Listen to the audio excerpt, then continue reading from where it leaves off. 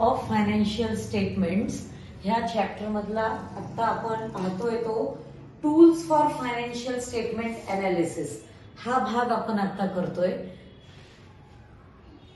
Financial statement जो असतो तो ऍब्सोल्यूट फिगर्स आपल्या ऍसेट्स लायबिलिटीज किंवा करंट ऍसेट्स करंट लायबिलिटीज याची आपल्याला ऍब्सोल्यूट फिगर्स देतो, पण त्याची जी स्टडी करायची असते अनालिसिस करायचं असतं त्याचे जे टेक्निक्स किंवा टूल्स जे असतात ते मेन 3 टूल्स आहेत. Comparative financial statement, common size statement आणि कॅश फ्लो अनालिसिस. कुठले 3 आहेत?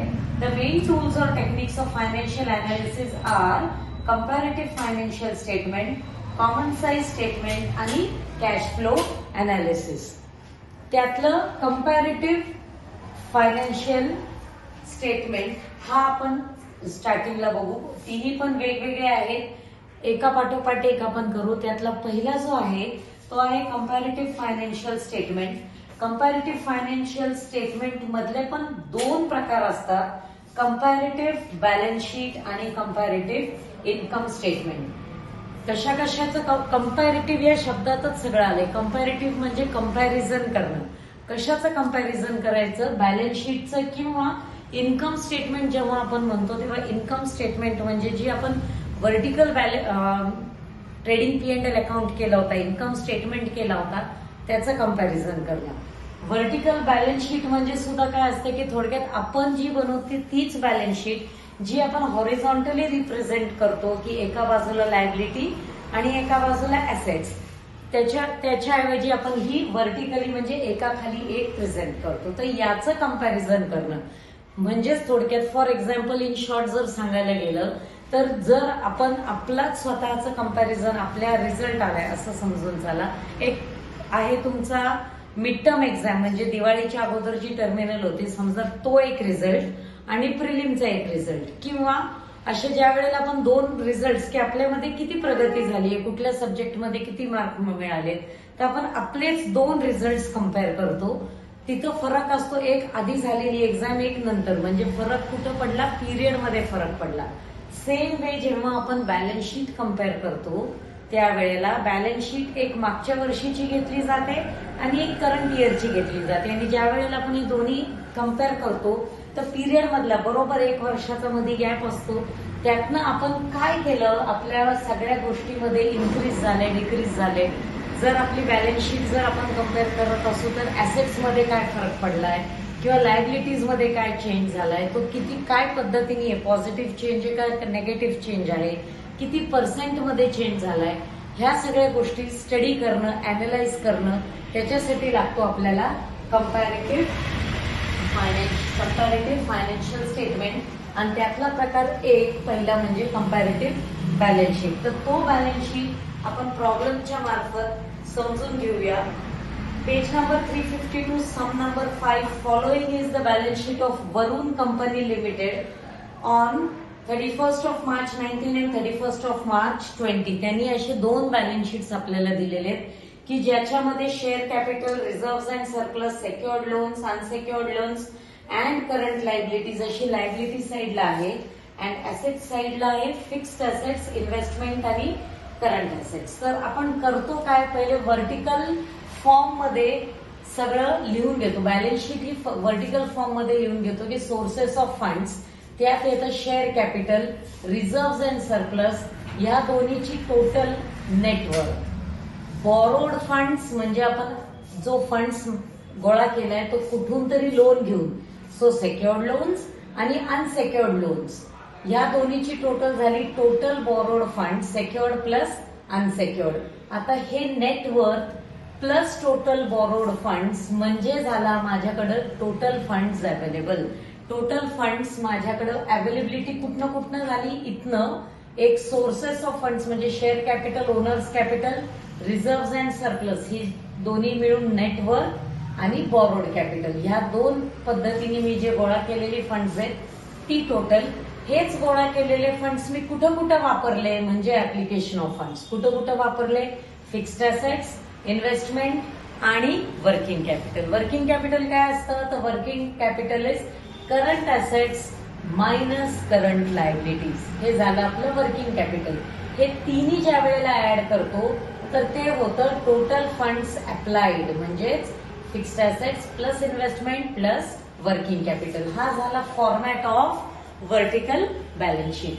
आता हेच व्हर्टिकल बॅलन्स शीट आपण फॉर्मॅट लिहिल्यावर त्याच्या ऑपोजिट दोन्ही वर्षाचे फिगर्स लिहिलेले आहेत. मागच्या वर्षीचे शेअर कॅपिटलचे 250, या वर्षीचे 370, रिझर्व्ह अँड सरप्लसचे 60, 1 लाख. मग ह्या दोन्हीची टोटल झाली 3,10,000 and 4,70,000. Then borrowed capital secured loans 1 lakh, 160, 90, 140. या दोन्हीची टोटल झाली 190, या दोन्हीची टोटल झाली 3 lakhs.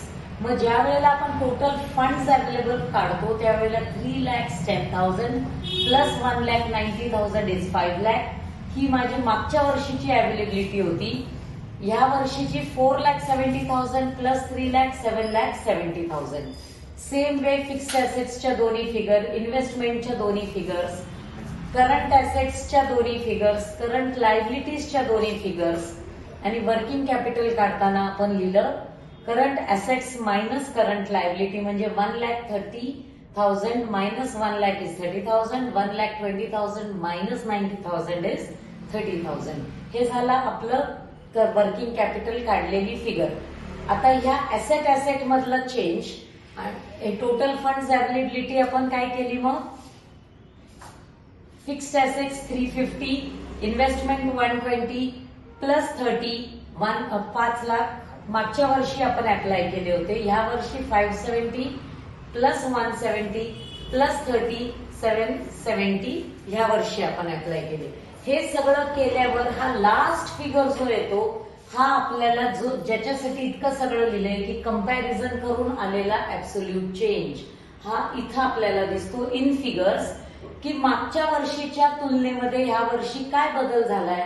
तर मागच्या वर्षी होतं 250, या वर्षी 370, म्हणजे ह्या वर्षीच्या करंट इयर मधनं लास्ट इयर मायनस केला 1,20,000, 1 लाख मधनं 60 गेले 40,000. So this change is increase. 370 मधनं 250 म्हणजे इन्क्रीज आहे. रिझर्व्ह अँड सरप्लस पण वाढले. 470 मधनं 310 गेले 1,60,000 माझा नेटवर्थ वाढला. लोन्स मागच्या वर्षी 1 लाख होते 160 होते, 60,000 माझे सेक्युर्ड लोन्स वाढले. 140 मायनस 90 50,000 माझा अनसेक्युर्ड लोन वाढला. टोटल बॉरोड फंड्स माझे 3 लाख आणि 1,90,000, सो 1,10,000 वाढला. तर टोटल फंड्स अवेलेबल जे होते माझे नेटवर्थ प्लस बॉरोड फंड्स मध्ये मागच्या वर्षी 5 लाख, या वर्षी 770, सो 2,70,000 वाढला. 2,70,000 इन्क्रीज झाले. Same way for fixed assets and investment 2,20,000 increase आहे, 50,000 इन्क्रीज आहे.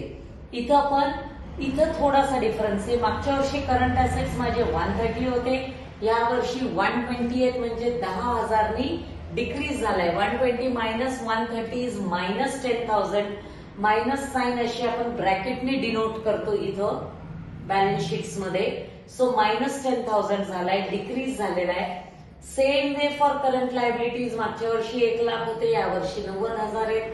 So 90,000 minus 1 lakh goes to minus 10,000. हे दोन्ही पण डिक्रीज झालेले आहेत. आणि टोटल फंड्स अप्लाइड 5 lakhs आणि 770 हे 2,70,000 वाढले. जर आपण वर्किंग कॅपिटल काढला current assets minus current liability तर मागच्या वर्षी 30,000, या वर्षी 30,000, so no change this year.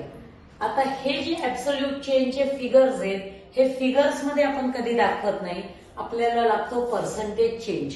जसं आपण आपले मार्क्स किती पर्सेंट मिळाले 80%, 70%, 90%, 95% पर्सेंट मध्ये दाखवतो, तसेच हे चेंजेस सुद्धा आपल्याला पर्सेंटेज फॉर्म मध्ये दाखवायला लागतात.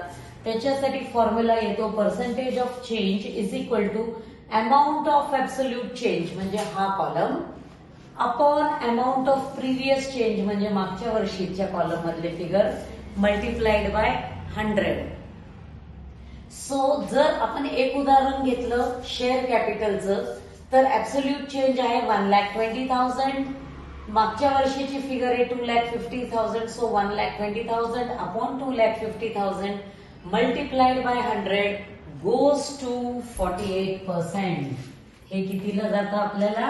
goes to 48%. हा 48% मी इथं लिहिला आणि तो काय आहे? इन्क्रीज आहे, कारण हे इन्क्रीज झालेलं आहे ना, इथं 370 मधनं 250 गेलं, 1,20,000 वाढलंय, so 48% increase. Same way 40,000 upon 60,000 into 100 66.67% increase. अशाच पद्धतीने हे सगळं करत जायचं.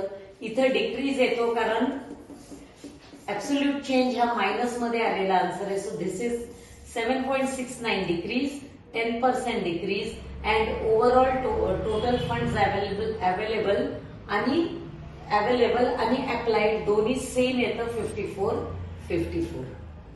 तर या पद्धतीने आपण कंपॅरेटिव्ह बॅलन्स शीट प्रेझेंट करतो.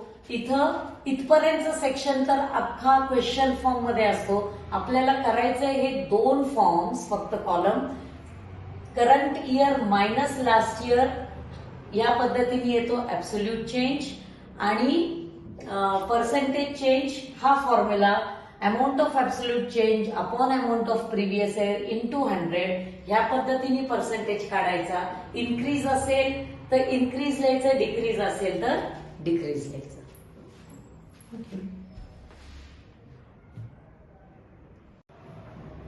तर या पद्धतीने आपण कंपॅरेटिव्ह बॅलन्स शीट कशी करायची हे आपण पाहिलेलं आहे. अशाच नवीन व्हिडिओज जे येतील पुढं, कंपॅरेटिव्ह इन्कम स्टेटमेंट येईल, कॅश फ्लो अनालिसिस येईल, प्लस 11वी 12वी दोन्ही स्टँडर्ड्सचे अकाउंट्सचे विषय सगळे topics and other subjects also including economics चे नवीन व्हिडिओज पाहण्यासाठी, स्टडी करण्याकरता आपला सिद्ध कॉमर्स क्लासेस हा YouTube चॅनल सबस्क्राईब करा, लाईक करा अँड फॉलो करा.